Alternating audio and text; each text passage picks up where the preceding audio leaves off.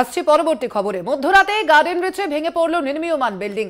134 নম্বর ওয়ার্ডে garden rich port এলাকায় ফতেপুর রোডে বহুতল ভেঙে বিপর্যয়। নির্মীয়মান সেই বহুতলের আশেপাশে ছিল একাধিক ঝুপড়ি এবং রবিবার রাতে সেই ঝুপড়িগুলোর ওপরে আচমকাই ভেঙে পড়ে 5তলা বিল্ডিংটির একাংশ। ইতিমধ্যেই যেমনটা জানা যাচ্ছে, সেই ঘটনায় ইতিমধ্যেই 6 জনের মৃত্যু হয়েছে এবং আহতও হয়েছেন অনেকে, এবং আহতদের উদ্ধার করে হাসপাতালে নিয়ে যাওয়া হয়েছে। খবর পেয়ে ঘটনাস্থলে গতকালই আমরা দেখেছি রাতেই পৌঁছে গিয়েছিলেন দমকল মন্ত্রী সুজিত বসু এবং কলকাতার মেয়র ফিরহাদ হাকিম। যুদ্ধকালীন তৎপরতায় উদ্ধার কাজ চালাচ্ছে পুলিশ, বিপর্যয় মোকাবিলা বাহিনী এবং দমকল। এবং এখনো পর্যন্ত যেমনটা আশঙ্কা করা হচ্ছে, ধ্বংসস্তূপের নিচে এখনো অনেকের আটকে রয়েছেন, এমনটাই আশঙ্কা করা হচ্ছে। আমাদের জানিয়ে রাখি, ইতিমধ্যেই ফিরহাদ হাকিম তিনি মৃতদের পরিবারকে 5 লক্ষ টাকা এবং আহতদের 1 লক্ষ টাকা করে ক্ষতিপূরণও ঘোষণা করেছেন। বহুতল বিপর্যয়ের ঘটনায় ক্রমেই বাড়ছে মৃতের সংখ্যা। এখনো পর্যন্ত যে খবর জানা যাচ্ছে, 6 জনের মৃত্যু হয়েছে এই ঘটনায়। অবৈধ নির্মাণের অভিযোগে পাশাপাশি গ্রেফতার করা হয়েছে মোহাম্মদ ওয়াসিম নামের এক প্রমোটারকে। আমরা দেখেছি মুখ্যমন্ত্রী মমতা বন্দ্যোপাধ্যায় তিনি ঘটনাস্থলে গিয়েছিলেন এবং তার পরবর্তীতেই গ্রেফতার করা হয়েছে মোহাম্মদ ওয়াসিমকে। এ বিষয়ে আমরা আরো বিস্তারিত জানবো। ফোন লাইনে রয়েছেন প্রতিনিধি শুভঙ্কর মণ্ডল। শুভঙ্কর, এই মুহূর্তের আপডেট কি? দেখো, এই মুহূর্তের আপডেট যদি বলা যায়, ভেতরে কিন্তু কেউ আটকে আছে কিনা তার খোঁজ চালানো হচ্ছে এবং পুলিশ কুকুর দিয়ে খোঁজ চালানো হচ্ছে। শুধু তাই নয়, তোমায় জানিয়ে রাখি যে সকালবেলা যখন মুখ্যমন্ত্রী এসেছিলেন তারপর কিন্তু তিনি নির্দেশ দিয়েছিলেন এখানে এসে যে দোষী এই ঘটনায় এইভাবে যে ইনলিগাল কনস্ট্রাকশন হচ্ছিল তার জন্য দোষীদের ধরতে হবে অবিলম্বে, এবং সেই কাজটি করে দেখিয়েছে কলকাতা পুলিশ। সকালেই আমরা যখন এসছি এখানে আমরা কিন্তু জানিয়েছিলাম যে একজনকে গ্রেফতার করা হয়েছে এবং সেই ব্যক্তি প্রমোটিং এর সঙ্গে যুক্ত এবং এই বিল্ডিং ইনলিগাল কনস্ট্রাকশনের সঙ্গে তিনি যুক্ত ছিলেন বলেই জানা গেছে। এবং এই মুহূর্তে যা খবর, এখনো পর্যন্ত কিন্তু উদ্ধার কাজ চলছে। ভেতরে প্রচন্ড রাবিশ এবং জিনিসপত্রের খাসা ভেঙে চুরে গিয়েছে একদম বাড়িগুলি, যার উপরে ওই বহুতল যেটি নির্মাণ বহুতল যেটি ভেঙে পড়ে, বিশেষ করে পূর্ব দিকের বাড়িগুলো, টালির বাড়িগুলো সব থেকে বেশি ক্ষতিগ্রস্ত হয়েছে। সেইগুলোকে কিন্তু সেখান থেকে রাবি সরিয়ে দেওয়ার পাশাপাশি ভেতরে কেউ আটকে আছে কিনা সেটি ওই মুহূর্তে কিন্তু ভেতরে কুকুর দিয়ে, পুলিশ কুকুর দিয়ে ভেতরে কিন্তু খোঁজ চালানো হচ্ছে। শুধু তাই না, এনডিআরএফ, ডিএমজি এবং দমকলের দল একসঙ্গে তারা সম্মিলিতভাবে এই কাজ করছে। যারা স্থানীয়রা রয়েছেন তারাও কিন্তু আমরা দেখেছি হাতে হাত লাগিয়ে ইট, সেই সঙ্গে সঙ্গে কংক্রিটের বেশ কিছু চাদর যেগুলো ভেঙে ভেঙে পড়েছে, টুকরো হয়ে গেছে, সেগুলোকে সরিয়ে দেওয়া, ইট গুলোকে সরিয়ে দেওয়া এবং সেই সঙ্গে কনস্ট্রাকশনের যেসব সামগ্রী ছিল সেগুলোকে কিন্তু সেই এলাকা থেকে অনেকটা দূরে তারা সরিয়ে দিয়েছে। এবং এখনো পর্যন্ত শেষ পাওয়া তথ্য অনুযায়ী আমরা যেটি জানতে পেরেছি যে 5 থেকে 6 জনের মৃত্যুর যে খবর সেটি কিন্তু পাওয়া যাচ্ছে এবং এখনো পর্যন্ত বেশ কয়েকজন আটকে থাকা সম্ভাবনা রয়েছে এই যে ধ্বংসস্তূপ, সেই ধ্বংসস্তূপের তলায়। এবং তোমায় জানিয়ে রাখি, এখনো পর্যন্ত কিন্তু দমকল যেভাবে কাজ করছে, সেই সঙ্গে ডিএমডি এবং এনডিআরএফ, এবং আমরা দেখতে পাচ্ছি যে একের পর এক অ্যাম্বুলেন্স সেগুলো কিন্তু ভেতরে যাচ্ছে। অর্থাৎ ভেতরে যদি কেউ আটকে থাকে তাদেরকে তৎক্ষণাৎ সেখান থেকে রেস্কিউ করে, অর্থাৎ উদ্ধার করে, যদি বেশি ক্রিটিক্যাল থাকে তাহলে তাদের সঙ্গে সঙ্গে পার্শ্ববর্তী যে হাসপাতালটি রয়েছে সেখানে এবং তার সঙ্গে সঙ্গে হাসপাতালে স্থানান্তর করার প্রক্রিয়া চালানো হচ্ছে। সব মিলিয়ে এখনো পর্যন্ত কিন্তু বেশ কয়েকজনকে উদ্ধার করা সম্ভব হয়েছে এখান থেকে। তবে আকস্মিক এই যে বহুতল নির্মাণ সেটি ভেঙে পড়া, প্রায় বেশ কয়েকজনের মৃত্যু হয়েছে, যেটি কিন্তু অত্যন্ত দুঃখের এবং শোকস্তব্ধ এলাকা, বিশেষ করে যেখানে এই ঘটনাটি ঘটেছে। ধন্যবাদ তোমাকে শুভঙ্কর। আপনাদের জানিয়ে রাখি, ইতিমধ্যেই সেই ঘটনাস্থলে আজ সকালেই মুখ্যমন্ত্রী মমতা বন্দ্যোপাধ্যায় গিয়েছিলেন এবং তার পরবর্তীতেই সংবাদ মাধ্যমের সামনে হয়ে তিনি মুখোমুখি হয়ে তিনি কি বলেছেন শোনাবো।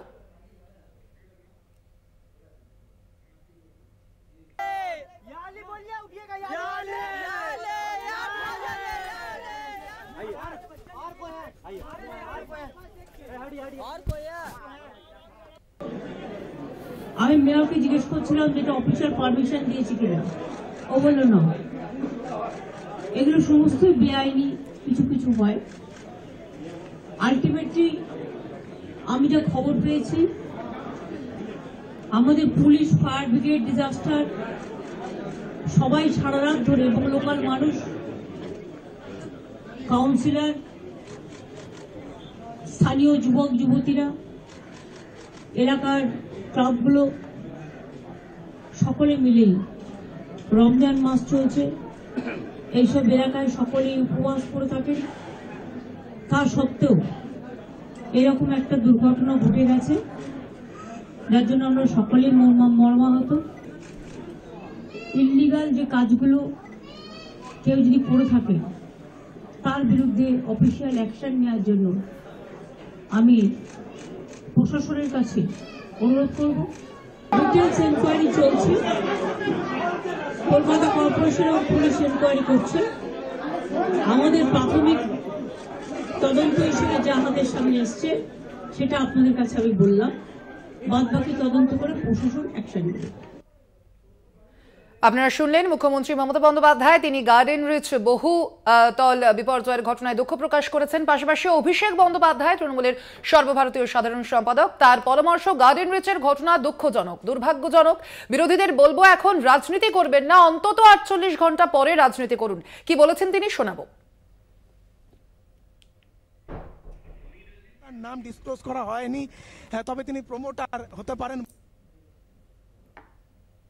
যতটুকু আমি গণমাধ্যমে দেখেছি, আপনারা জানেন সকালবেলা মুখ্যমন্ত্রী পৌঁছেছে সেখানে এবং যা নির্দেশিকা দেওয়ার প্রশাসনের তরফ থেকে তিনি দিয়েছেন। তবে যে ঘটনাটা ঘটেছে অত্যন্ত দুঃখজনক, দুর্ভাগ্যজনক এবং বেদনাদায়ক, এবং এ নিয়ে আমি মনে করি রাজনীতি করা উচিত নয়। বিরোধী রাজনৈতিক দল যারা ইতিমধ্যেই অভাব অভিযোগের আঙুল তোলা শুরু করেছে, আমি তাদেরকে অনুরোধ করব যে রাজনীতিটা দুদিন পরে করলেও হবে। এখন যারা আটকে রয়েছে, বিশেষ করে উদ্ধার কার্যে দলমত, জাতি, বর্গ, বর্ণ নির্বিশেষে আমরা সকলে মিলে যদি সমাজের স্বার্থে এগিয়ে আসি এবং মানুষের পাশে এই সময়টা দাঁড়াই, তার কারণ মানুষের প্রাণের থেকে বেশি গুরুত্বপূর্ণ বা বেশি ইম্পর্টেন্ট আমাদের এই সমাজে আর কিছু নয়। আমি তাই অনুরোধ করবো যে রাজনীতি 48 ঘন্টা পরেও হবে, দুদিন পরে করলেও হবে। এবং আমি মনে করি আজকের ঘটনার যাতে পুনরাবৃত্তি না হয়, সর্বস্তরের জনপ্রতিনিধি, পুরসভা, প্রশাসন এবং তার সাথে কোর্ট, এই তিনটে ইনস্টিটিউশনেরই সমন্বয় থাকা অত্যন্ত গুরুত্বপূর্ণ এবং টাইট এবং স্টার্ন অ্যাপ্রোচ নিয়ে আগামী দিন কাজ করা উচিত। তাই যারা বিরোধীরা আঙুল তুলছে, আমি বলবো 48 ঘন্টা পরে তুলুন, মানুষের পাশে এসে দাঁড়ান, সবার উপরে মানুষ ধর্ম, মানুষের পাশে এসে মানুষের জীবন বাঁচান। দিল্লি থেকে টুইট না করে বা বড় বড় ভাষণ না দিয়ে তুমি পর্দায় বসে উদ্ধার কার্যে প্রশাসনের মদত করুন, পাশে থাকুন, মানুষের পাশে দাঁড়ান। তারপর মানুষের প্রাণ ফিরে এলে, মানুষ প্রাণে বাঁচলে অবশ্যই আগামী দিন রাজনীতি। গার্ডেন রিচে বহুতল বিপর্যয় নিয়ে সরব হয়েছেন বিরোধীরা। মেয়রের পদত্যাগ দাবি করেছেন বিজেপি নেতা সজল ঘোষ। সারা বাংলায় অবৈধ নির্মাণ চলছে দাবি করেছেন অধীর রঞ্জন চৌধুরী। অন্যদিকে বাম আমলকেই দোষেছেন এই ঘটনায় মেয়র ফেরহাদ হাকিম।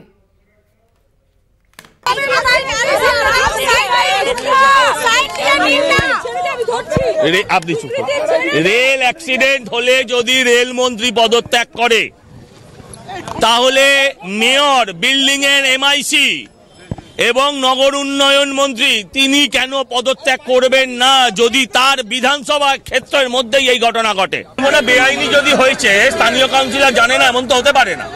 বেআইনি যখন হয়েছে তখন কাউন্সিলর জানে, এটা নিয়ে কোনো আলোচনা নেই।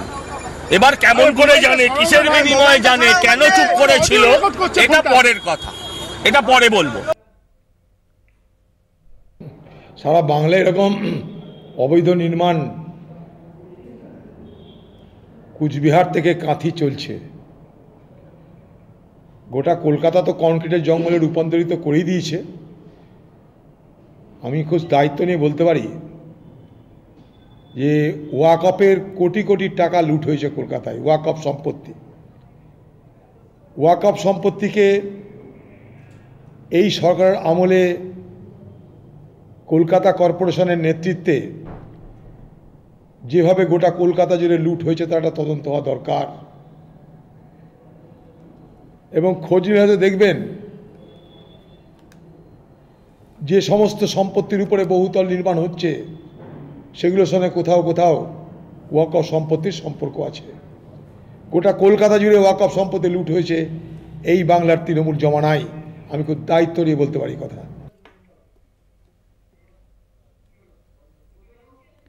আপনারা শুনলেন বিরোধীদের বক্তব্য। তারা স্বভাবতই তারা শাসক দলকে নিশানা করেছে গার্ডেন রিচের বহুতল বিপর্যয়ের ঘটনায়। যেমন রাজ্য বিজেপির সভাপতি সুকান্ত মজুমদার যেমন ফিরহাদ হাকিমকে নিশানা করেছেন,